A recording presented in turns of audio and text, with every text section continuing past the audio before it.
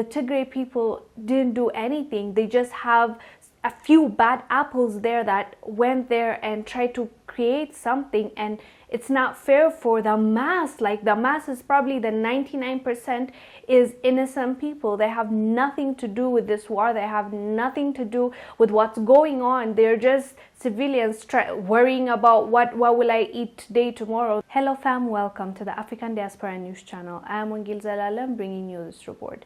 Today's report comes from Ethiopia. Once again, we are going to talk about my country. This time around, there is a fight going on between the government, the central government of Ethiopia, and a regional government, which is the Tigray. It's called TPLF. So it's a long story. And also there are so many factors to it that we can't confirm nor deny, because there are not enough evidence for us to talk about it in certainty. But what I can tell you for sure is this war is going on between, as I said, the current government, the central government of Ethiopia, and the region Tigray. It's found in northern Ethiopia. Tigray is found in northern Ethiopia, and the tribes Tigray, majority of them, live there. And as you know, we're over 100 million population. We're actually 115 million, but it's estimated we're even more than that. And we have a lot of tribes, more than 80 tribes. And so we are just a diverse people, lots of diversity, but also unity at the same time, because we are still under Ethiopia, under the umbrella of Ethiopia, the country Ethiopia. So even though there are lots of tribes, until recently we've lived, I would say, peacefully, or at least we thought. So there has been stuff going on here and there, but today the main topic for us is about what is going on in Tigray region. And I have to be really honest with you guys. There are lots of opinions. A lot of people agree on certain things, and a lot of people disagree on other things. One thing we can all agree on, I believe, is we don't want war. But at the same time, with that being said, the question I would have to ask is, how is this supposed to be handled? That's the main question, because I don't have the answer. All I know is I don't want to see any civilian, any innocent life lost. There's no justification in killing each other. But then again, with that being said, I want to tell you the story, and today I don't know if I want to give commentary, but I will tell you what has been going on. And I would like to, at the end of this video, I would like to ask you a question. What do you think the answer is? What should be the right step that needs to be taken? So you're wondering what is going on then? Why is there war? And it's between brothers, because it is both sides, it's Ethiopians that are fighting each other. So where it started, as per our government information, TPLF, which I told you, the Tigray region leaders, attacked our defense base, which is the defense for Ethiopia, the military, and they were attacked right before the election day for US, when you guys were worried about who is going to win, Biden or Trump. That's what happened. And they attacked, as per our government information, they attacked the base, which is Ethiopian soldiers that are supposed to protect Ethiopians. And after they did that, the Ethiopian government declared war against those leaders. As I said, the TPLF leaders. First, let me give you the backstory. TPLF leaders were the leaders of the overall Ethiopian government in the first place, before they were, you might say, demoted, or most of them has actually been kicked out of their seats. They were in power since early 1990s, and they are the ones that pushed out the Derg regime, and they were in power. Well, they are the only leaders I know personally. They were in power before I was born, and they continued to run the country.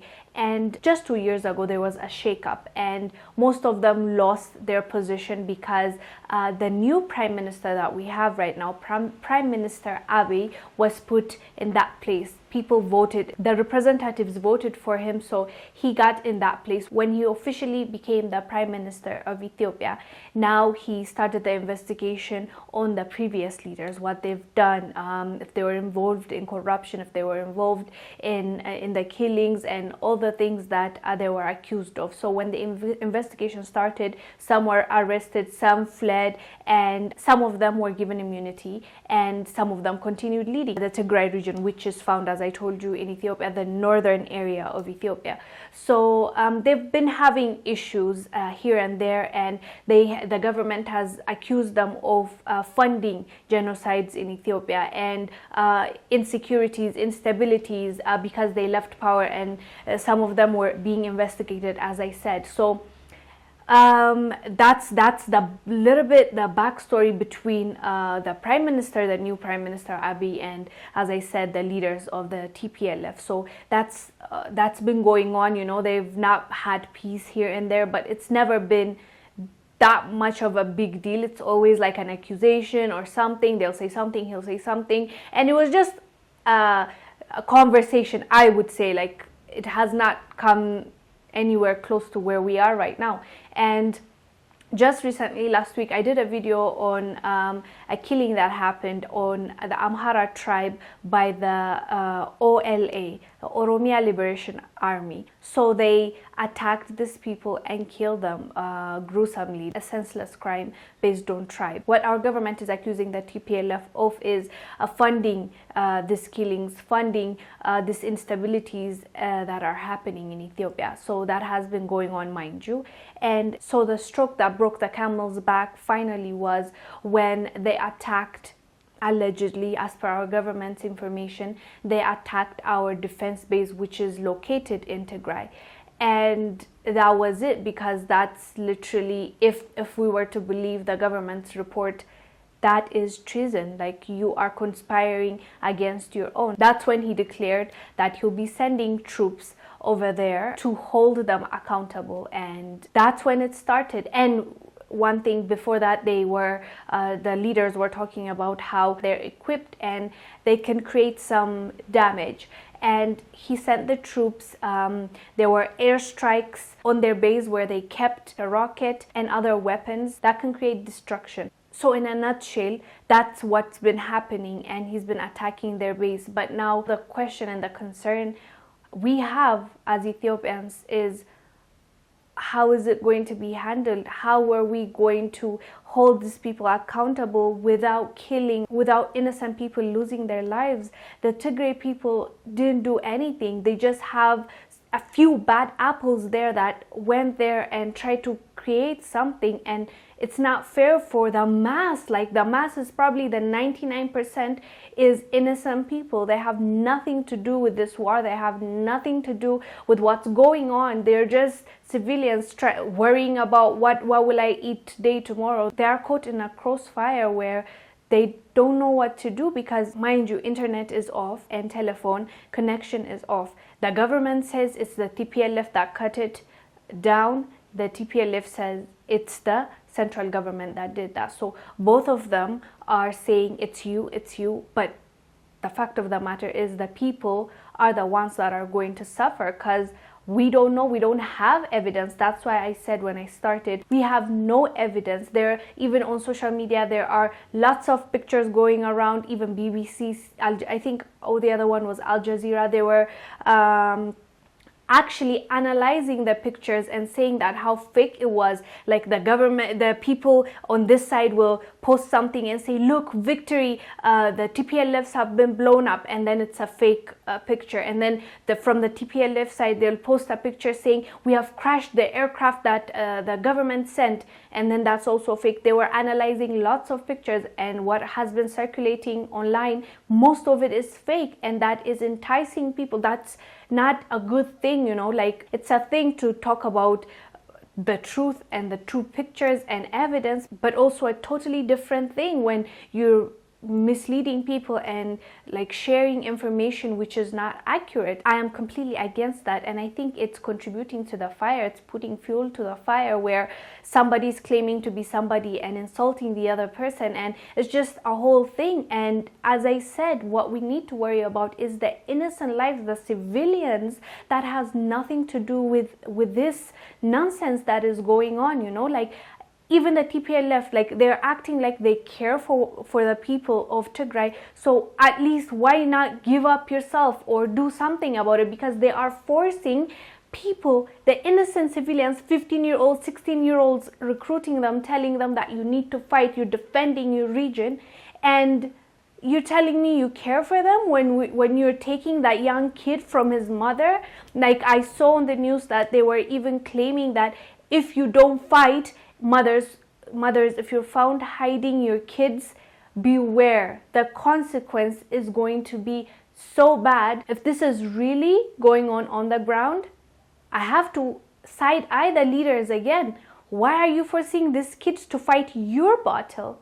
Why? Why are you doing this? If you care for them so deeply and dearly, you should save them. If anything, go for, as you're doing, they're actually doing now the international thing, calling on people. Let's fix this now before other people lose their lives. Like, do you really care for the people? I don't know. I honestly don't know. And the government is saying that they're really being careful when targeting and, you know, bombing and whatever they're doing when it comes to getting those leaders and holding them accountable.